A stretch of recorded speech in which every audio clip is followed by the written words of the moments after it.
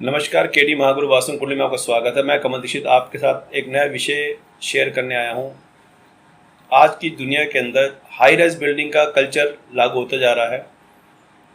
जो फैमिली पहले अकेले खुद के मकान में रहती थी, आजकल वो हाई राइज बिल्डिंग में रहना शुरू कर दिया है। और हाई राइज बिल्डिंग के अंदर मैंने एक बात देखी है कि बिल्डिंग जब बनती है वहाँ भूमि पूजन तो कराई जाती है, लेकिन उसके वास्तु को ध्यान नहीं दिया जाता, जो कि बहुत गलत बात है। वहाँ पे रहने वाले लोग जो 700, 800, 1000, 1200, 1500 या इससे ऊपर वाले फ्लैट्स बनाते हैं कि वहाँ के लेकिन रहने वाले लोगों के लिए अगर वास्तु सही होगा तो वहाँ के लोग आके अपना जीवन सुख में व्यतीत कर सकते हैं। करोड़ों रुपए, अरबों रुपए लग जाते हैं बिल्डिंग बनाने के अंदर। वो ये लोग नहीं सोचते कि अगर हम यहाँ पे इतनी बड़ी बिल्डिंग बना रहे हैं तो इसका वास्तु या इसकी ज़मीन की जितनी एनर्जी है इसको चेक करवा लें।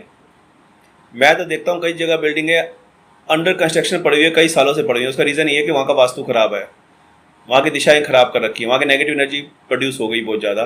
और जिन लोगों को लीगल इशू आ जाते हैं, जितने भी बड़े बड़े बिल्डर्स हैं, बड़े बड़े ऑर्गेनाइजर हैं, बड़े बड़े सोसाइटी वाले हैं, जो की बिल्डिंगें रुक गई हैं या बहुत डिलेस चल रही हैं, उनमें कोई ना कोई अड़चने आती है, लीगल आ जाती हैं या कोई और दिक्कतें आ जाती हैं, पेपर वर्क में आ जाती हैं, किस तरह की और दिक्कतें आती हैं जिसकी वजह से उनको परेशानी दाखिल करते हैं, फंड्स की आ जाती हैं, या ठेकेदार तंग कर रहे हैं, जो बनाने वाले वो तंग कर रहे हैं। उसका सिर्फ रीज़न ये है कि जब उन्होंने बिल्डिंग स्टार्ट की तो उन्होंने इस तरफ ध्यान नहीं दिया कि इसका वास्तु करवा ले और इसको सही करके इसकी कंस्ट्रक्शन स्टार्ट करें। जिस तरह पूजा बहुत ज़रूरी है, भूमि पूजन किया जाता है ताकि भूमि की शुद्धि हो सके और हम नया कार्य करें तो वो हमारा सही तरीके से सही समय पे हो जाए। और अगर वास्तु करवा लेंगे तो वहाँ पर आने वाले लोग और जो कंस्ट्रक्शन है और वो जो वहाँ की हवा पानी है बहुत अच्छा, बहुत शुद्ध हो जाएगा, जो लोगों पर अच्छा इफेक्ट डालेगा।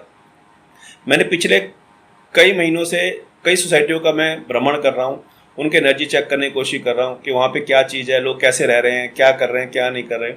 तो मैंने 5 सोसाइटीज़ वगैरह का आंकलन किया और वहाँ पे जाके देखा कि लोग परेशान हैं, लेकिन लोगों को परेशानी क्या है ये नहीं पता।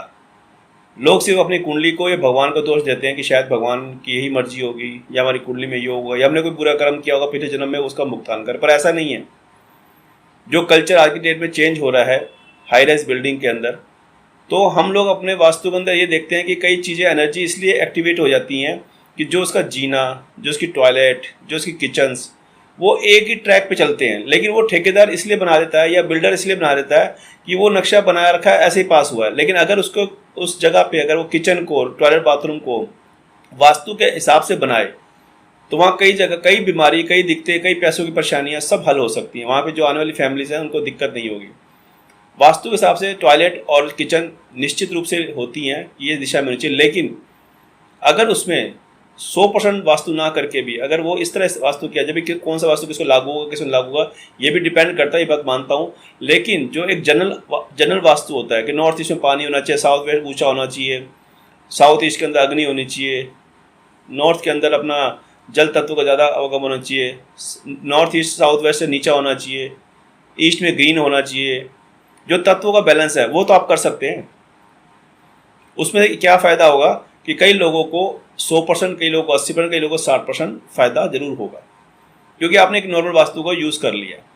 अगर आप नॉर्मल वास्तु यूज़ नहीं करते, तो अगर आप उसको यूज़ नहीं करते और तरीके से उसकी कंस्ट्रक्शन नहीं करते, तरीके से तत्वों का ध्यान रखते, तो आने वाली फैमिली में से 80-90% लोग परेशान हो जाएंगे, या उस बिल्डिंग को बनते बनते कई दिक्कतें परेशानी आ जाएंगी, टेंशन आ जाएंगी, फंड्स की दिक्कत आ जाएगी, कोई चीज़ की तंगी आ जाएगी, बड़ी लेट बिल्डिंग बनेगी, आप कहीं पेनल्टी में फंस जाओगे, जो बिल्डर्स वगैरह हैं, और उसके बाद जो लोग रहने आएंगे वो परेशानी में आ जाएंगे। हाई राइज बिल्डिंग के अंदर जब भी आप निवास करो, आप ये देखो कि जो वहाँ की तासीर है क्या पॉजिटिव है। मैंने कई जगह का अवलोकन किया। सेक्टर 88 के अंदर आरपीएस सोसाइटी है जिसका 65% एनर्जी पॉजिटिव है। उसका मैंने देखा कि वहाँ पे रहने वाले लोग, मैक्सिमम लोग खुश हैं, कुछ एक चीज़ों से परेशान हैं। अगर वो सही कर लें आरपीएस वाले, तो वो बिल्डिंग, वहाँ पे रहने वाले लोग बहुत अच्छा राइज कर सकते हैं, बहुत सुख शांति उनको मिल सकती है। और वहाँ पे 65% एनर्जी पॉजिटिव होने का मतलब ये है कि 35% जो प्रॉब्लम आई है वो किचन्स के लिए, सीवर के लिए या पानी की व्यवस्था के लिए, अगर वो उसको भी ठीक कर ले तो वो 100% सोसाइटी होगी फरीदाबाद की, जिसमें अभी तक मैंने जो अवलोकन 5 सोसाइटी के अंदर किया है, 88 में आरपीएस का जो एनर्जी है वो 65% पॉजिटिव है। वहाँ पे मैक्सिमम लोग ठीक ठाक हैं, तकलीफ़ें कम हैं। होंगी तकलीफें, मैं ही नहीं कह रहा तकलीफ नहीं होंगी, टॉयलेट की वजह से तकलीफ हो सकती है, विंडो की वजह से तकलीफ हो सकती है, एंट्रेंस की वजह से तकलीफ हो सकती है, वो उनकी कुंडली का विचार है। लेकिन वहाँ की ओवरऑल जो एनर्जी है वो पॉजिटिव है, जिससे उनको फ़ायदा होता है। वहाँ के लोग खुश रहते हैं, निकलते बढ़ते हैं, उनको देखता हूँ मैं, तो वहाँ की जो एनर्जी है वो पूरी काम कर रही है। तो मुझे एक हाई राइज बिल्डिंग में ये एरिया इसलिए अच्छा लगा कि शायद कुछ एक चीज़ें उन्होंने वास्तु के हिसाब से कर रखी हैं, और इसी वजह से वहाँ के लोगों का जो जीवन है वो अच्छा है बाकी सोसाइटी के मुकाबले में। एक बिल्डिंग बनाने के लिए हम कई लाखों करोड़ रुपए खर्च करते हैं। एक छोटा सा वास्तु कार्य करने के बाद अगर हम चाहें तो जो आने वाले लोग हैं उनको सुख शांति प्रदान कर सकते हैं, उनका जीवन सुखी बना सकते हैं। आज की दुनिया में जहाँ सब दुखी हैं, कारण किसी को पता नहीं है, लेकिन मैं बताता हूँ कि मैक्सिमम कारण हमारा वास्तु दोष होता है घर का। चाहे हमारा ऑफिस हो चाहे घर हो, अगर वास्तु दोष उत्पन्न हो गया तो हमारे को नीचा देखना पड़ेगा, हमारी तरक्की रुक जाएगी, हमें कई बीमारियों का सामना करना पड़ सकता है, हमारे घर में क्लेश हो सकते हैं, हमारे बच्चों की तरक्की रुक सकती है, बच्चे किसी नशे या किसी गलत आदत में पड़ सकते हैं, पैसे का आवागमन रुक सकता है, बिजनेस ठप हो सकता है। ये जो भी कार्य एकदम अचानक होना शुरू हो जाए तो आप समझिए कि वास्तु दोष हमारे घर के अंदर है, यानी किसी दिशा का कोई तत्व अनबैलेंस हो गया है, उसकी वजह से हमारा दिक्कतें परेशानियाँ शुरू हो चुकी हैं। और जो भी नई सोसाइटी बनती है और बनते बनते रुक जाती है या डिले होनी शुरू हो जाती है, समझ लो कोई ना कोई वास्तु दोष हो गया है, उसका निवारण करके उसको चालू किया जा सकता है। मेरी 5 बिल्डिंगों में एक आरपीएस के साथ बिल्डिंग खड़ी हुई है, उसको देखा मैंने, वो कई सालों से खड़ी हुई है, अंडर कंस्ट्रक्शन हुई पड़ी है। तो उसमें भी कई तरह के ऐसे नेगेटिव एनर्जी होगी जो प्रॉब्लम क्रिएट करी होगी, वरना वो बिल्डिंग बन जानी चाहिए थी। उसके आसपास का जो माहौल है वो पूरा नेगेटिव प्रोड्यूस कर रहा है।